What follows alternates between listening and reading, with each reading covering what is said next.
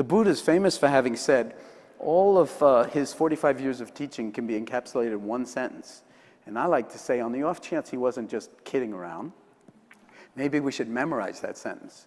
Because, like, you know, you get 45 years of the Buddha's teachings, one sentence, you put it on your iPhone, you know, and then consult it so you don't have to memorize it, you know. And that sentence is, nothing is to be clung to. The operative verb is to cling, grasp, self-identify. Nothing is to be clung to as I, me, and mine, the personal pronouns. So if you want a great compassion practice, how about just being aware of how much selfing goes on, how much the personal pronouns like run the whole show in the narrative domain. But if you drop into mindfulness, then all of a sudden it's not like that shuts off, and we're not trying to shut it off, but all of a sudden there's another kind of knowing that comes online that has the insula involved in it and there's lateral networks, and that has to do with the present moment, no time. That life is only unfolding here and now. That can hold all of the other stuff that comes up in a way that's liberating.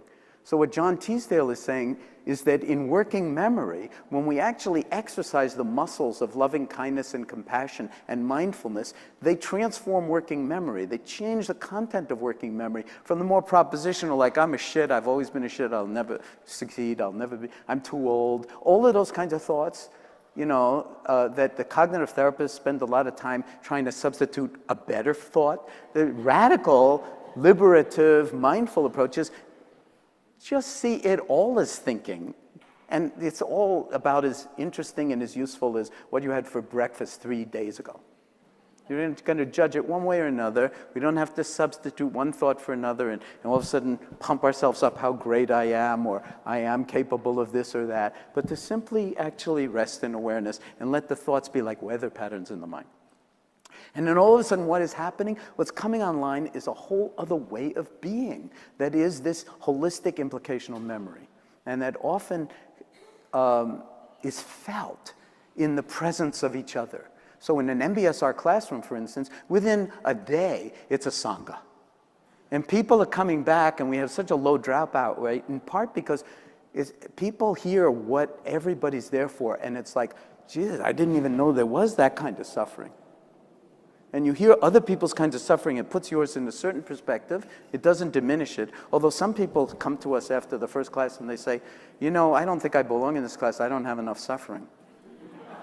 I said, no, it's okay. If you're human, if you have a body, you'll be just fine. But they look around the room, and aside from this other thing that, you know, which is very good if you have heart disease or cancer or chronic pain or HIV or whatever, and you're looking around the room and you hear other people's stories, that listening is an act of love. This taking your seat is a radical act of love, of self-compassion, of wisdom, just to drop in. And listening, if listening isn't a compassion practice, I don't know what is. So let's not make it too special, this compassion stuff. I mean, just being present and being there for the other and hearing in this implicational meaning mode so that we're not thinking and judging and evaluating what the person's saying, but it's going straight into the heart. It's like, and people say different things, like inwardly, they never say this out loud. I'm glad, I thought I had it bad. I'm glad I don't have what that person has. But they want to come back next week because they want to see what is going on with that person, not just with themselves. And they're motivated to practice deeply because we set a very, very high bar. Not impossibly high, but really high. And then people move to it because they've never been invited to actually think of themselves as a genius before. That this is actually the most fundamental work of being human, is the being part, not any doing. And that there's an architecture and a topology to the domain of being, and that we can familiarize ourselves with it, become intimate with it, and then learn to navigate the ups and downs of what's going on, working with the actuality of whatever you've brought. And that is the full catastrophe of the human condition, the absolute full catastrophe. You name it, we see it.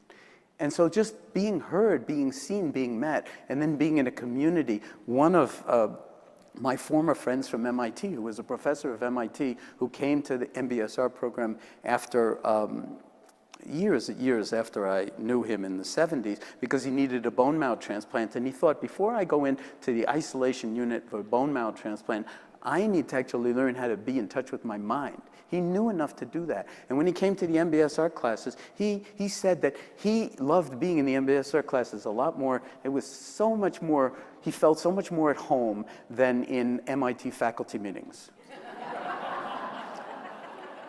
Which are more like, I haven't seen the movie, but I've heard enough about it to know MIT faculty meetings back in those days were more like the Hunger Games. Or Clockwork Orange or something like that, you know.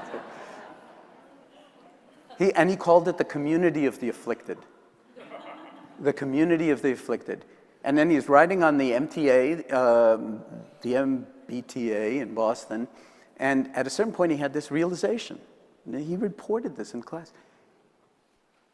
He was just not even looking around, but just feeling the people in his car, in the subway car, and he realized the entire world is the community of the afflicted. And it was like things just got bigger for him. It was a transformative moment, a healing moment, a moment of profound compassion. And not about self, not about myself, me, myself.